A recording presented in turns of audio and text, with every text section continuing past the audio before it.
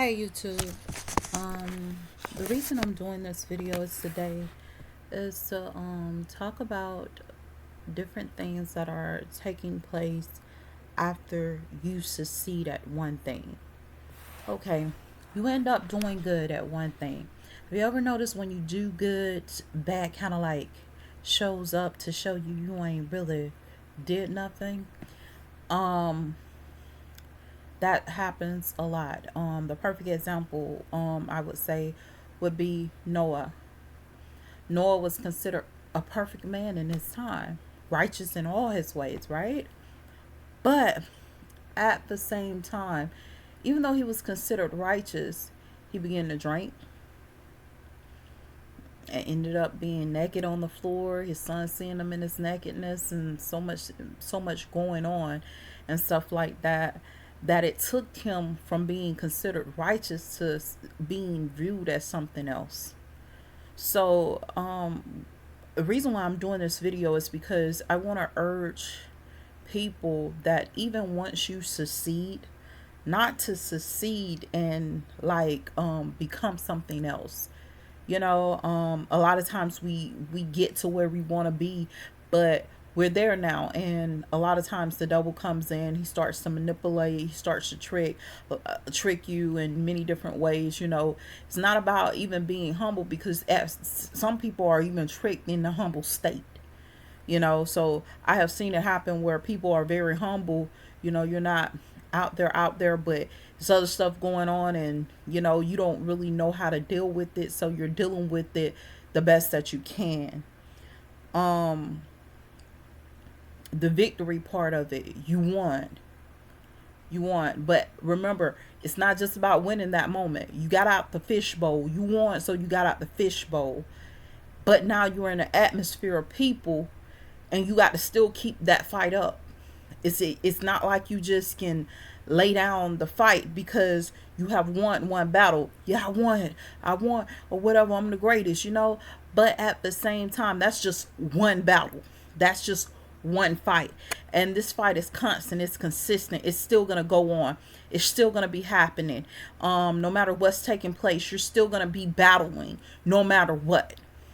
Sometimes you're probably going to even end up battling people that ain't even battling you, because you're so much in the battle that you're starting to take stuff out on people that's not even against you, that's not even forming against you, that has no issues or problems with you whatsoever. So you have to sit up there and you have to be careful that even though you want the battle, you're still in battle. You still have to fight. You still have to go toe to toe. You still have to do certain things to ensure that you're where you supposed to be and how you supposed to be in this fight. There are tactics that your enemy's going to use against you. You get what I'm saying? Remember this. A lot of people have an issue being a servant. I always call myself Servant Shakita Brown. What this means is not to have an issue sweeping the floor, or not to have an issue doing for people at all. But with you being a servant, don't allow disrespect at all. Because that is the greatest role in which any man or woman can ever serve. So when people sit up there and get it twisted as though another person is over a person because they hear the word servant. Servant means that you're the head of the house, because you have to sit up there and you have to do for everything that's in that house. The perfect example of this, people want to sit up there and you want a garden, right? So you have to plant the garden, right? You have to care for the garden. That's a servant position. You have to care for the garden. You have to plant it. You got to water it. You got to feed it. You got to take care of it. It's a servant position. You want a dog? It's the same thing. You have to feed it, clothe it, do whatever you have to do. Make sure that the dog is okay. So now you're in servitude to a dog. You're in servitude to a plant. You can be in servitude to a million different things. But make sure that you serve the right way, because you was given dominion over those things and authority over those things. And those things need to have respect for you. Because certain people feel like when they hear the word servant, that they feel like the word is beneath. You're now a servant. You're this. You're that. You're at the lowest level. No. You're not at the lowest level. You have to look at this in order to actually be a public servant and serving like commissioner seats and positions and high positions. You have to be willing to actually serve in those positions. And when you serve in those positions, you pretty much got the answer to everybody. You really don't have things the way you want to have them. You're answering to everybody. You're dealing with everybody. You have to deal with everybody's issues. You're over them, but you're under them, because let the greatest among you serve. So you're at the highest level, but at the same time, you're up under all these different people. Man, I got to sit up there. This person came to me and talked to me and say, the pipe busted out in the yard or whatever, and the water people don't want to fix, and that's some complaints that they're going to come to you with. So you're in a public servant position. You're in a high position, but at the same time, you have to care for everybody in that city, everybody in that country, everybody in that state. You have to care for all these different people. You're in a high position, but at the same time, you got all these different people you have to look out for, being a servant of God. A lot of people want to be in preacher positions, pastor positions, and everything, but you don't want to serve your members at all. You only feel like your members supposed to serve you. You don't want to do nothing for nobody else at all. You feel like they got to take down to you and go through all this stuff that you done throwed out at them. You done talked down to them. You done mistreat them. Done did all this mess to them. And you feel like somebody got to take down to you. They don't. You owe them respect because they are humble themselves up under you into a servitude position, or willing to do some of the things that servants do. Because even if they're not under you, they're saying, look, I don't mind doing stuff for you.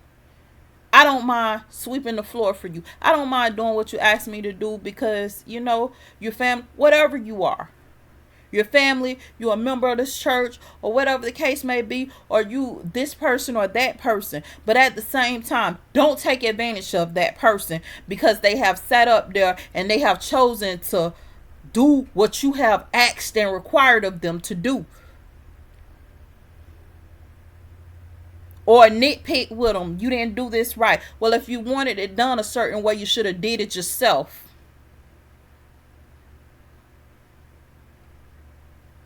But if you ask a person to do something, least you do is have the respect to say thank you. A person can give me I might not even want a bottle of water, but if they give me a bottle of water, I'm going to humble myself enough to say thank you, because you didn't even have to consider me valuable enough to even offer me a drink. Or to offer me anything. So respect is due both ways. You want respect, you have to give respect. And a lot of people don't have respect for other people because it has been so long that they have gotten away with doing undercover, covert stuff.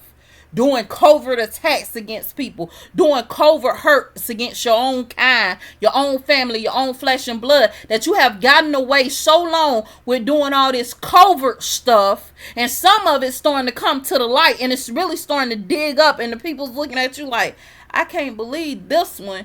Out of all the people, this one? I would have expected from so-and-so. I would have expected from that person. I would have expected from that person. But not my own. But you guys have to remember, if you're in a servitude position, serve. And if you're not in it, still serve. It's nothing wrong with being a servant to people. It's nothing wrong with caring for people. One thing about me, I remember when my daughter got pregnant and stuff like that, just hearing that she was pregnant, my only thought was to sit up there and be at servitude to her and her child. as long as she needed me to, because I had already been through it and stuff like that, and I just wanted to be there for her, the baby, and be as much of a helping hand, much of a loving mother as I possibly can, and bless her and be around her, and make sure that she's okay, make sure everything's good and stuff like that with her. That's what I wanted to be for her.